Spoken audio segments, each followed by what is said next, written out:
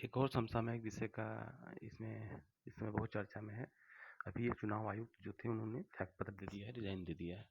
और मित्रों, यहाँ से एक प्रश्न ये जनरेट होता है कि भारतीय संविधान के किस अनुच्छेद में चुनाव आयोग है, चुनाव आयोग की संरचना क्या है और चुनाव आयोग में कितने सदस्य होते हैं, उनके पदावधि क्या होती है, वो अपना त्यागपत्र किसको देते हैं, उनकी नियुक्ति कैसे होती है। ये सारे विषय हैं जो कि भारतीय संविधान की प्रारंभिक परीक्षा और मुख्य परीक्षा में आ सकते हैं, जिसकी संभावना प्रबल है। चूंकि समसामयिक है और अभी सरकार ने कुछ परिवर्तन भी किया है उसके नियुक्ति को लेकर के, तो इसको भारतीय संविधान वाले भाग से पॉज करके देखना होगा और समझना होगा। और प्रारंभिक परीक्षा में भी यहाँ से प्रश्न आते रहे हैं, मुख्य परीक्षा में भी प्रश्न की संभावना यहाँ से है। दूसरा एक विषय है चुनावी बांड। चुनावी बांड जो है, अभी इस पर भी एक बहुत बड़ा विवाद हुआ है।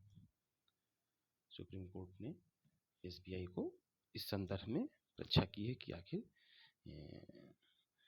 चुनावी बांड की सूचना गुप्त रखनी थी। तो ये सूचनाएं जो हैं निकल कर आई हैं न्यूज में, तो प्रारंभिक परीक्षा में यहाँ से प्रश्न भी आ सकते हैं। इसी में देखिए, वित्त विधेयक का भी चर्चा किया गया है। आप भारतीय संविधान के भाग वाले से वित्त विधेयक देखें, धन विधेयक देखें, सामान्य विधेयक देखें, किस अनुच्छेद में है ये देखिए। धन विधेयक की प्रावधान क्या है भारतीय संविधान का? अनुच्छेद 108, 116, 112 बजट के वार्षिक वित्तीय विवरण के बारे में है, और 108, 109 ये सारे अनुच्छेद भारतीय संविधान के पॉज करके देखें मित्रों। इसी तरीके से सजग रह करके आप प्रारंभिक परीक्षा के लिए जो प्रश्न आने की जहाँ से संभावना है उस पर नज़र बना के अपनी तैयारी को धार दे सकते हैं। ये वे प्रश्न हैं जो कि लोग राष्ट्रीय समाचार पत्रों में चर्चा में रहे हैं।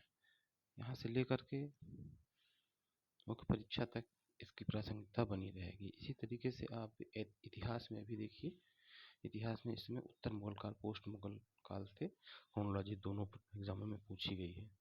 तो इस पर भी आपको अपनी तैयारी के दृष्टि से वहाँ से देखना होगा। और एक और विषय अभी चर्चा में रहा है, वो है कि 2 जगहों के प्रारंभिक परीक्षा में विभिन्न शहरों को मिलाने के लिए पूछा गया है, अफगानिस्तान और इजराइल। तो इसको भी आपको देखना होगा कि कुछ कुछ जो देश हैं हमारे अगल बगल के, उनके प्रमुख शहर कौन कौन से हैं, उनकी लोकेशन क्या है, क्योंकि जो चर्चा में रहते हैं वो प्रश्न आते रहते हैं। और एक और प्रश्न बहुत आता है, एक तरीके से इक्वेटर, ट्रॉपिक ऑफ कैप्रिकॉर्न और ट्रॉपिक ऑफ कैंसर पे पड़ने वाले देश। भारत में जो हमारे देश की जो कर्क रेखा गुजरती है उस पर पड़ने वाले राज्य, तटीय राज्य जो हमारे हैं, नेपाल से लगे हुए राज्य, नेपाल से लगे हुए जिले भी पूछेगा उत्तर प्रदेश के हैं, भूटान से लगे हुए राज्य, बांग्लादेश से लगे हुए राज्य, पाकिस्तान से लगे हुए सीमावर्ती राज्य। इस तरीके से प्रश्नों पे एक आपको जनरल आउटलुक तैयार कर लेना होगा कि क्योंकि फैक्ट सीधे से आते हैं कि इस वर्ष का नोबेल प्राइज किसको दिया गया है। पहले टेनिस के चारों tennis, US Wimbledon, Australian, French चारों आते थे।